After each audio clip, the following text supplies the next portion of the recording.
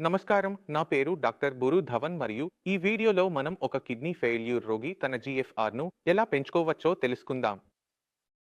అయితే ముందుగా జీఎఫ్ఆర్‌ను అర్థం చేసుకోవడానికి ప్రయత్నిస్తాము. జీఎఫ్ఆర్ అంటే ఏమిటి అంటే, జీఎఫ్ఆర్ అనేది గ్లోమెరులర్ ఫిల్ట్రేషన్ రేట్, అంటే అది ఒక వేగం. దాని ద్వారా కిడ్నీ మీ రక్తాన్ని శుభ్రపరిచి మలినాలను శరీరం నుండి బయటకు తీస్తుంది. ఆ సామర్థ్యాన్ని మనం జీఎఫ్ఆర్ అంటాము. ఇప్పుడు మన కిడ్నీ చెడిపోవడం ప్రారంభమైతే మన శరీరంలో తయారవుతున్న వ్యర్థ పదార్థం, అది కిడ్నీ అయినా యూరియా అయినా, అది సేకరించబడటం ప్రారంభమవుతుంది. ఎలా అంటే క్రియాటినిన్ విలువ పెరుగుతుంటే మనం అర్థం చేసుకుంటాం కిడ్నీ ఫంక్షనింగ్ తగ్గిపోతుందని. దానికి మనం ఒక పరామితి ఇచ్చాం, దానికి ఒక విలువ ఇచ్చాం, దానికి ఒక గుర్తింపు ఇచ్చాం. అది జిఎఫ్ఆర్. జిఎఫ్ఆర్ అనేది క్రియాటినిన్ విలువ నుండి వస్తుంది. మీ వయస్సు, మీ క్రియాటినిన్ విలువ మరియు మీ లింగం, ఈ 3 విలువలు తీసుకుంటారు. ఒక సమీకరణం మీరు చూస్తున్నారు, అందులో అమర్చబడుతుంది మరియు జిఎఫ్ఆర్ విలువను లెక్కించబడుతుంది. కాబట్టి మీ జిఎఫ్ఆర్ లెక్కించుకోవాలి. అందుకే మీరు ఈ లెక్కింపు చేయాల్సిన అవసరం లేదు. చాలా సైట్లు ఉన్నాయి. మీరు గూగుల్లోకి వెళ్ళి జిఎఫ్ఆర్ కాలిక్యులేటర్ అని టైప్ చేయండి, మీకు చాలా సైట్లు కనిపిస్తాయి. ఏదైనా సైట్లోకి వెళ్ళి మీ వయస్సు, మీ లింగం మరియు మీ క్రియాటినిన్ విలువను అందులో పెట్టండి. మీ జిఎఫ్ఆర్ లెక్కించబడుతుంది. ఇప్పుడు ఈ జిఎఫ్ఆర్ క్రియాటినిన్ పెరగడం వల్ల తగ్గుతుంది. ఎంత పెరుగుతుందో అంత జిఎఫ్ఆర్ తగ్గుతుంది. అందువల్ల దీని ద్వారా మనం ఏమి తెలుసుకుంటున్నామంటే, కిడ్నీ ఎంత శాతం దెబ్బతిన్నదో.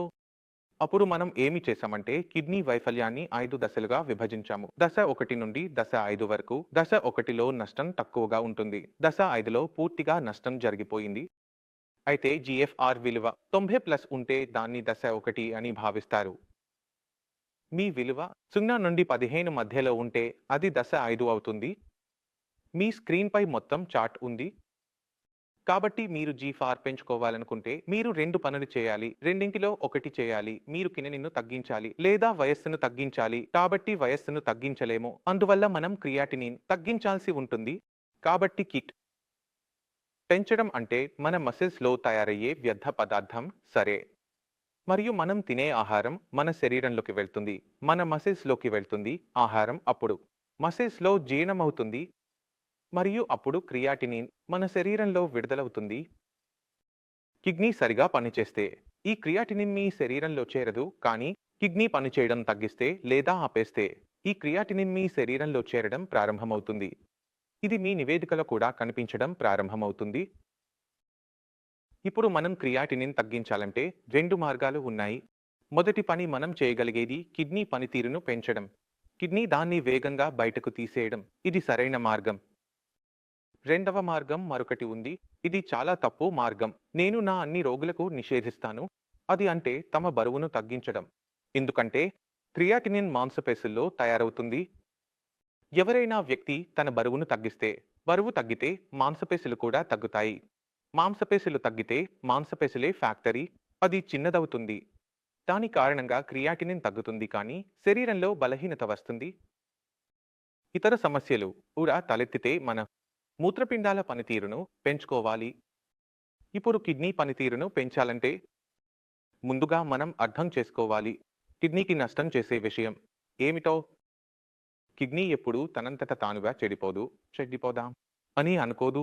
అలా ఎప్పుడూ జరగలేదు. అయితే ఏదో ఒక విషయం ఖచ్చితంగా ఉంటుంది. అది ఎక్కువ బీపీ కావచ్చు, ఎక్కువ షుగర్ కావచ్చు, లేదా పాలిసిస్టిక్ కిడ్నీ కావచ్చు. ఏదో ఒక కారణం ఖచ్చితంగా ఉంది దానివల్ల కిడ్నీ చెడిపోతోంది.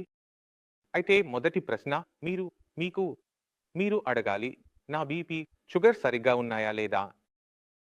మీ రక్తపోటు మరియు చక్కెర స్థాయి ఎక్కువగా ఉంటే మీ కెటామైన్ ఎలా నియంత్రించబడుతుంది? ఎందుకంటే పెరిగిన బీపీ పెద్దదే. షుగర్ కిడ్నీకి మరింత నష్టం చేస్తూనే ఉంటుంది మరియు నష్టం ముందుకు సాగిన కొద్దీ మీ జిఫైర్ తగ్గుతుంది. అంటే మొదటగా మనం పెరిగిన బీపీ మరియు పెరిగిన షుగర్ను పూర్తిగా నియంత్రణలోకి తీసుకువచ్చి తనిఖీ చేస్తాము. 24 గంటలు 365 రోజులు నియంత్రణలో ఉంటుందా లేదా అని చూస్తాము. అది సరిగ్గా ఉండటం ప్రారంభిస్తే కిడ్నీకి మరింత నష్టం ఆగిపోతుంది. దానికి నష్టం ఆగిపోయినప్పుడు కిడ్నీ తన పునరుద్ధరణలోకి వస్తుంది. ఇలా కూర్చుని ఉంటే మందులు తీసుకోవడం ద్వారా అది వస్తుంది.